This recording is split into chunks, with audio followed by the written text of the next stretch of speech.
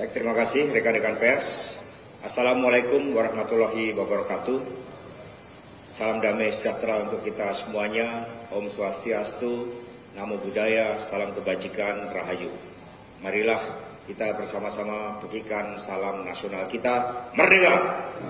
Ganjar Mahfud, menang, menang, menang. Terima kasih. Saya didampingi oleh Bapak Ahmad Basarah, Ketua DPP bidang hubungan luar negeri dan Wakil Ketua MPR.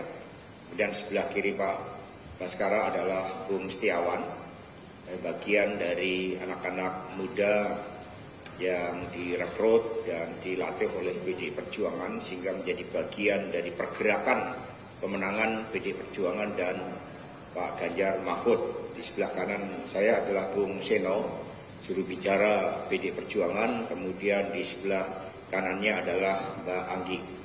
Jadi teman-teman semuanya, jadi pada kesempatan ini kami ingin menyampaikan beberapa hal.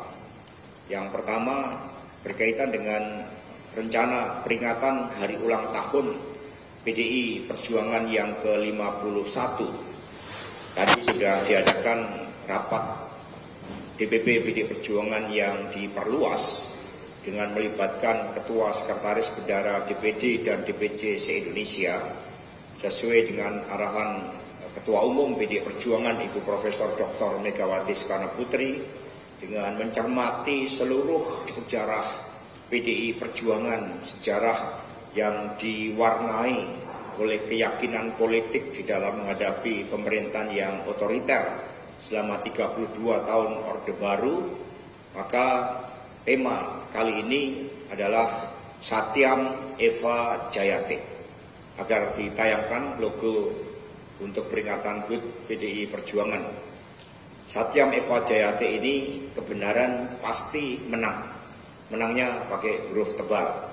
Ini menunjukkan suatu spirit kepartean bahwa PDI Perjuangan yang berasal dari rakyat, PDI Perjuangan yang lahir dari tradisi perlawanan terhadap pemerintahan yang otoriter Orde Baru dan memiliki rekam jejak sejarah yang sangat panjang sebelum Indonesia merdeka dengan Partai Nasional Indonesia yang didirikan oleh Bung Karno pada tanggal 10 Juni tahun 1927, maka seluruh benang merah perjuangan tersebut nantinya akan menjadi bagian dari keyakinan politik partai di dalam menghadapi pemilu tahun 2024. Jadi ini adalah logo ulang tahun PDI Perjuangan yang ke-51 yang dirancang oleh Ketua DPP Bidang Ekonomi Kreatif dan Kepala Situation Room Mas Prananda Prabowo.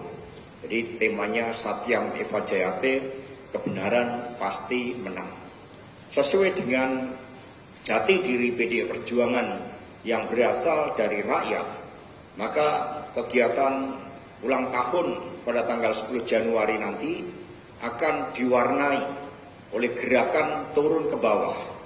Sehingga peringatan ulang tahun PDI Perjuangan akan dilakukan di basis rakyat, dilakukan di tingkat RT dan RW di seluruh Indonesia. Sehingga ulang tahun kali ini terasakan sebagai kesatu paduan antara PDI Perjuangan dengan rakyat tersebut. Peringatan hari ulang tahun PDI Perjuangan juga akan diwarnai dengan berbagai kegiatan seperti penghijauan yang merupakan tradisi kepartean partai. Selama ini setiap ulang tahun PDI Perjuangan dan ulang tahun Ibu Megawati Soekarno Putri, kami selalu mempersembahkan kegiatan merawat pertiwi. Merawat pertiwi dengan membersihkan sungai, dengan menanam pohon, merawat kehidupan, itu menunjukkan bagaimana nilai-nilai kemanusiaan dipraktekkan oleh PDI Perjuangan. Di dalam peringatan hari ulang tahun PDI Perjuangan, Badan Penanggulangan Bencana atau Baguna juga akan melakukan safari politik, dilengkapi dengan mobil dapur umum dan kemudian ambulans serta mobil pelayanan rakyat untuk bergotong royong membuka dapur umum, membantu rakyat secara langsung dan sekaligus membangun kesadaran bahwa nilai-nilai kerakyatan, kemanusiaan, dan kebangsaan itu merupakan watak dan jati diri dari PDI Perjuangan. Di luar itu kegiatan-kegiatan kebudayaan juga akan dilakukan dengan dimotori oleh Badan Kebudayaan Nasional di bawah pimpinan Bapak Aryo Bimo dan Bapak Rano Karno. Dan saat ini PDI Perjuangan telah meluncurkan mobil bioskop. Disitulah nanti gelora nasionalisme, gelora rasa cinta tanah air itu akan dilakukan dengan sebaik-baiknya. Peringatan hari ulang tahun PDI Perjuangan kemudian akan dilaksanakan di banyak daerah, dan sebagaimana tradisi PDI Perjuangan, hari ulang tahun PDI Perjuangan ini akan dibuka pada tanggal 10 Januari dan akan diakhiri pada tanggal 31 Mei 2024 yang kemudian dilanjutkan dengan bulan Bung Karno. Nah, karena itulah sejarah perjuangan partai yang menyatu dengan rakyat, partai yang biasa menghadapi ujian-ujian sejarah dengan ulang tahun yang ke-51 ini akan dibangun semangat untuk memenangkan pemilu tahun 2024, baik kemenangan PDI Perjuangan maupun kemenangan Pak Ganjar Pranowo dan Pak Mahfud MD. Demikian keterangan pers dari kami. Terima kasih. Jadi sekali lagi, warna kerakyatan untuk memperkuat akar rumput partai menyatu dengan rakyat akan menjadi ciri peringatan ulang tahun PDI Perjuangan yang ke-51. Mungkin ada pertanyaan, kami persilakan. Silakan Pak Markus diatur.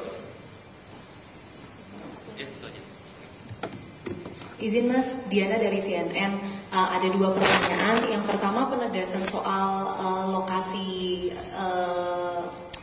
perayaan hari ulang tahun yang pertama 10 Januari di mana. Kemudian yang kedua, apakah Pak Jokowi akan datang di HUT PDI Perjuangan, karena infonya ini Pak Jokowi ada kunker ke Filipina di tanggal 10 Januari. Terima kasih Mas. Baik, terima kasih. Jadi peringatan ulang tahun PDI Perjuangan nanti akan diawali dengan pidato politik Ibu Ketua Umum sekaligus perintah harian. Dan karena peringatan ini diadakan di basis rakyat di tingkat RT dan RW, maka kegiatan akan melibatkan rakyat sebagai jati diri PDI Perjuangan, sehingga di RT dan RW. Kami sudah mendapat informasi juga bahwa Pak Presiden Jokowi akan melaksanakan tugas negara dengan ke luar negeri di Filipina. Tapi watak kegiatan kali ini adalah turun ke bawah, menyatu dengan rakyat itu sendiri. Yang lain? Pak, izin saya Dian dari apahabar.com. Untuk acara nanti Bu Mega ada di mana? Dan kedua, Pak, izin mau tanya soal pertemuan Pak Jokowi dan Prabowo jelang debat. Menurut Bapak bagaimana? Terima kasih. Baik, nanti Ibu Megawati Soekarno Putri di dalam menyampaikan pidato politiknya akan dilakukan di sekolah partai, karena partai politik menjalankan fungsi rekrutmen, pendidikan politik, dan kaderisasi. Dan pada sore harinya antara jam 4 dan jam 7 malam, seluruh struktural partai termasuk DPW partai, kemudian calon anggota legislatif, kepala daerah dan wakil kepala daerah akan mengadakan kegiatan HUT PDI Perjuangan bersama dengan masyarakat di RT RW, di basis rakyat. Terkait dengan persiapan debat, kami percaya bahwa Pak Ganjar yang lahir dari proses kaderisasi dan 2 periode menjadi anggota DPR RI serta 2 periode menjadi gubernur telah menyiapkan materi-materi terkait dengan geopolitik, keamanan, pertahanan, dan hubungan luar negeri dengan sebaik-baiknya. Memang ada contrasting antara Pak Ganjar dan Pak Prabowo. Misalnya di dalam pengadaan alutsista, Pak Ganjar Pranowo lebih mengedepankan kemampuan anak-anak bangsa untuk menguasai ilmu pengetahuan, riset dan inovasi, dan mengembangkan konsepsi pertahanan negara yang menjadikan rakyat sebagai kekuatan terpenting, sehingga industri pertahanan akan dibangun dengan memaksimumkan kemandirian dari seluruh kemampuan anak-anak bangsa, khususnya anak-anak muda untuk menguasai teknologi masa depan yang berkaitan dengan pertahanan. Sementara Pak Prabowo di tengah persoalan kenaikan harga kebutuhan pokok lebih memilih untuk menambah pinjaman luar negeri sebesar 386 triliun rupiah untuk beli alutsista. Jadi kalau Pak Ganjar itu alutsista berdikari dari anak-anak bangsa, kalau Pak Prabowo membeli dengan utang luar negeri. Itu yang membedakan.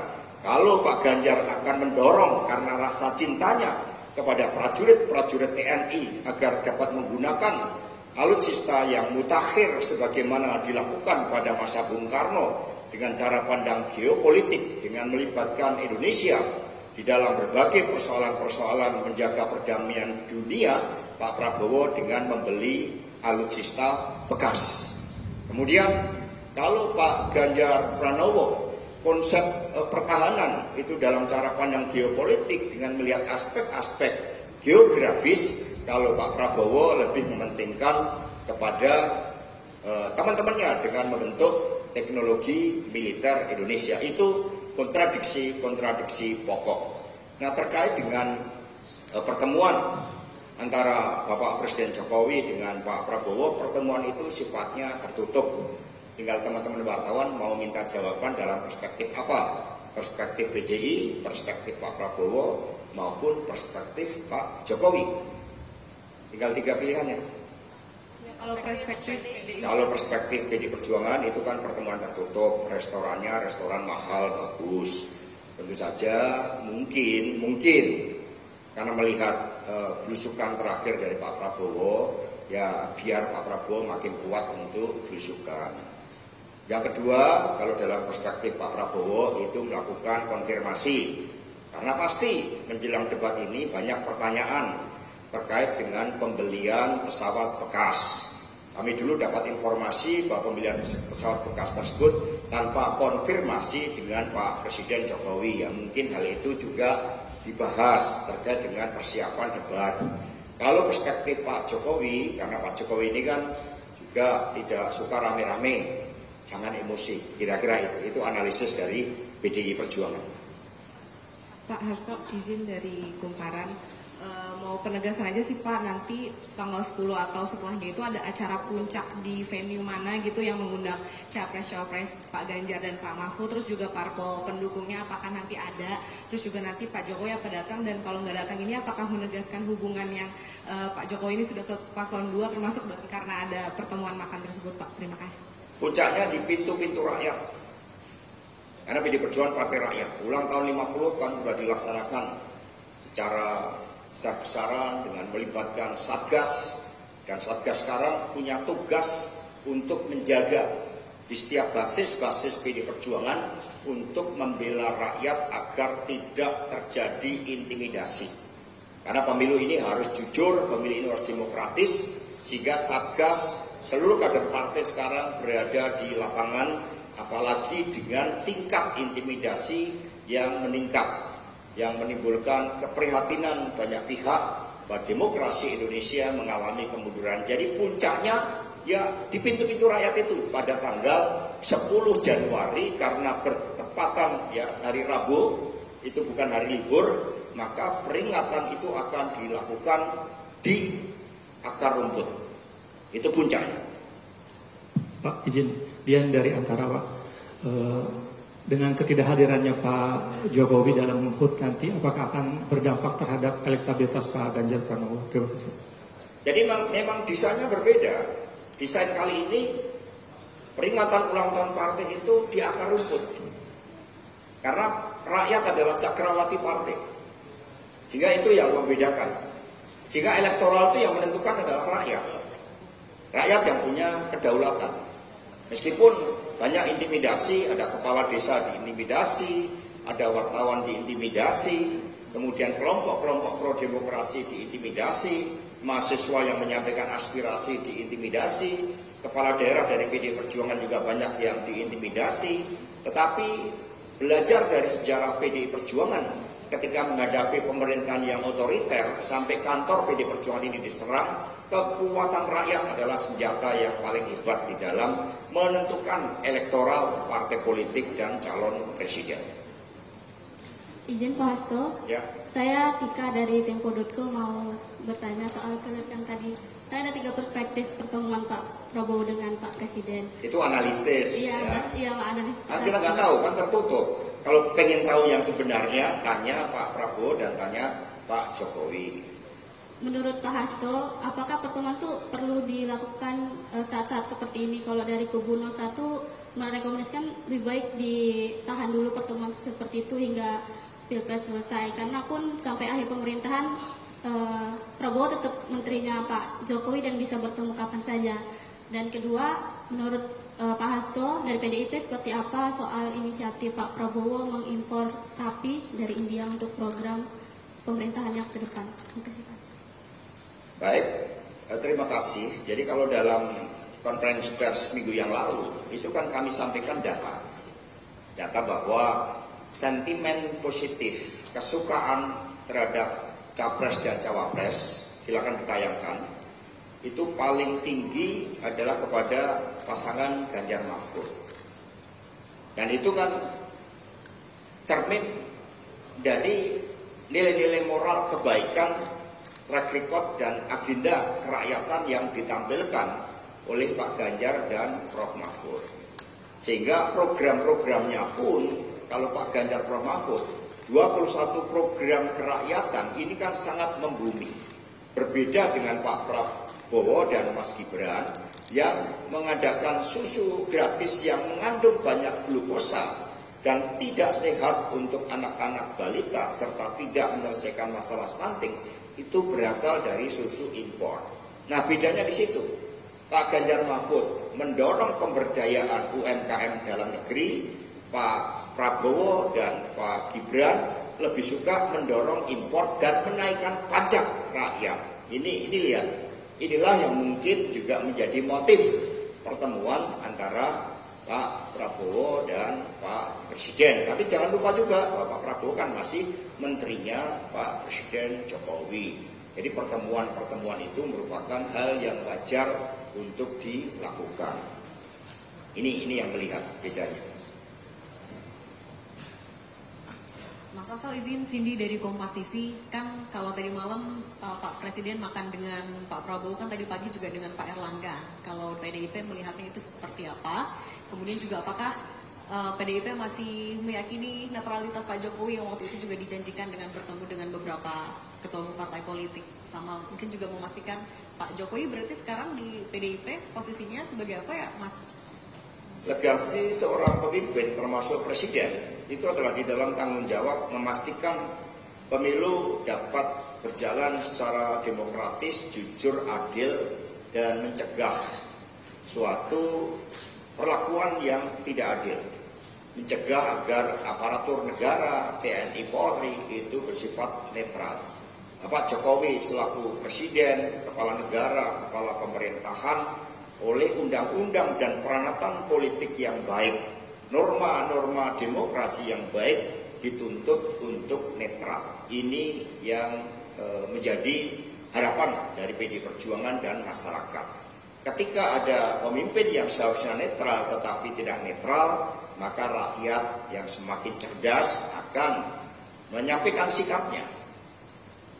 Kita lihat ada ketua RT di Jawa Tengah yang berani melakukan perlawanan. Ada Ibu Sinta di Untak yang berani membela kepentingan para mahasiswa. Ini gerakan arus bawah ini justru akan semakin membesar ketika pihak-pihak yang seharusnya netral menjadi tidak netral. Ada lagi? Mas Gunting tadi yang soal ketemu Pak Erlangga sama Pak Jokowi di PDIP. Ya, Pak Erlangga kan juga sebagai menteri, koordinator perekonomian, itu pertemuan merupakan hal yang wajar. Yang penting PDI Perjuangan setiap ada pertemuan itu untuk kepentingan bangsa dan negara. Jangan untuk kepentingan partisan.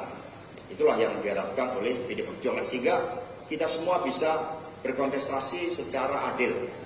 Maka menteri-menteri PD Perjuangan kan menunjukkan perilaku yang berkeadilan.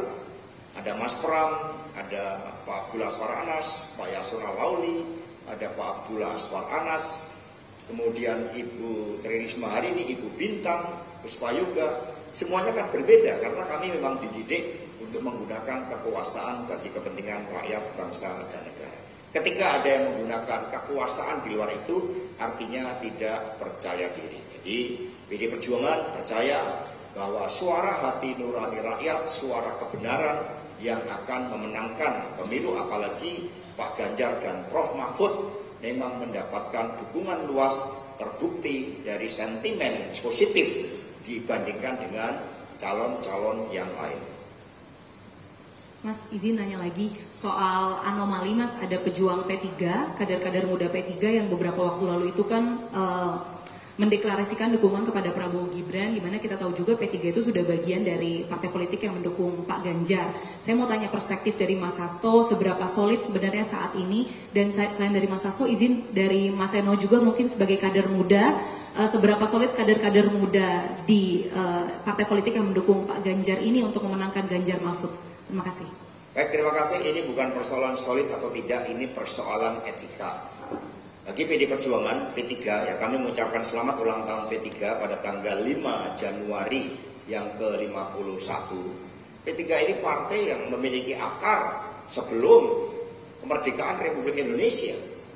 Sehingga ketika kemudian saya melihat Pak Rosan selaku ketua tim pemenangan Prabowo, tim kampanye Prabowo Gibran mengumumkan adanya kader pelopor dari P3 yang menyampaikan dukungan, ini sebenarnya menyangkut masalah etis. Ini merupakan upaya-upaya politik divide et impera zaman kolonialisme Belanda yang seharusnya tidak dilakukan. Pak Rosan lupa tentang perjuangan P3, sehingga ini justru semakin mengobarkan semangat juang dari kader-kader P3 karena perilaku tidak etis yang ditunjukkan oleh Pak Rosan dengan cara-cara yang seperti itu. Pak Rosan, ketua tim kampanye Prabowo, sepertinya akan menghilangkan sejarah dari Partai Ka'bah yang telah eksis membangun demokrasi, termasuk juga saat itu melawan kepemimpinan otoriter dari Pak Harto. Sehingga kami sangat menyesalkan terhadap pengumuman dari saudara Rosan. Kalau cara-cara seperti itu diterapkan, ya ketika prosesnya saja melanggar etik, kemudian calon yang diusung juga mengatakan etik dasmu, ya itu menunjukkan bahwa hal-hal yang tidak etis sebaiknya tidak dilakukan. Kami membela P3, Perindo dan Hanura, karena kami satu kesatuan kebenaran, satu kesatuan kekuatan yang berasal dari rakyat. Dan itu sekali lagi menunjukkan kepanikan dari kubu 02 sehingga sampai melakukan cara-cara politik kotor dengan melakukan pembelahan seperti itu.